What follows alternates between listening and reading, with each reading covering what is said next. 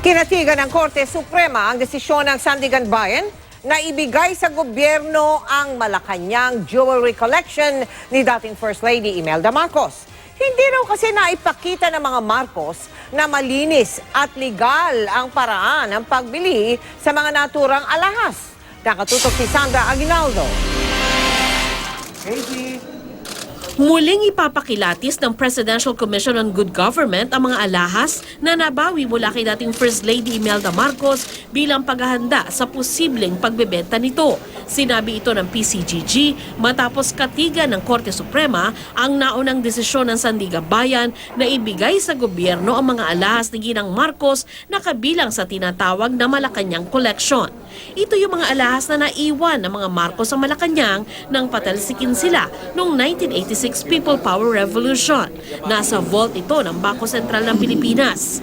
Ayon sa Korte Suprema, hindi na ipakita ng mga Marcos na nabili ang mga alahas sa malinis at legal na paraan dahil higit ang halaga nito sa income o kinikita nila. Hininga namin ang reaksyon sina dating Senador Bongbong Marcos at Governor Amy Marcos tungkol dito pero wala silang anumang pahayag. Kampante naman ng PCGG na mahihirapan ng maghabol ang mga Marcos sa Malacanang Collection at dalawa pang koleksyon ng alahas ni Mrs. Marcos, ang Hawaii Collection na kinabibilangan ng mga mamahaling alahas at diamante, gaya ng 24.9 carat pink diamond na gaubas ang laki. Ito pa lang, tinatayang $5 million o 235 million pesos na ang halaga. Maging ang pinakamahal na Rumillotes Collection na binubuo naman ng magagarbong alahas na may diamond, emerald, ruby at sapphire.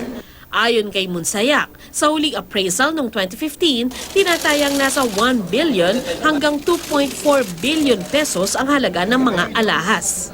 Yung appraisal kasi 2015, so tinitingnan namin mabuti yung guidelines. 2017 na ngayon, lagpas 1 year na, there might be updates on the valuation of the jewelry, especially kung magsasama-sama na yung tatlong koleksyon, baka mas maging mahal na yung valuation dito. Hihingin din daw ng PCGG ang opinyon ng Department of Finance kaugnay sa pagbebenta ng mga alahas. Reaksyon naman ng Malacanang, I don't know if we're going to sell it, but we will abide by the decision that it belongs to the government.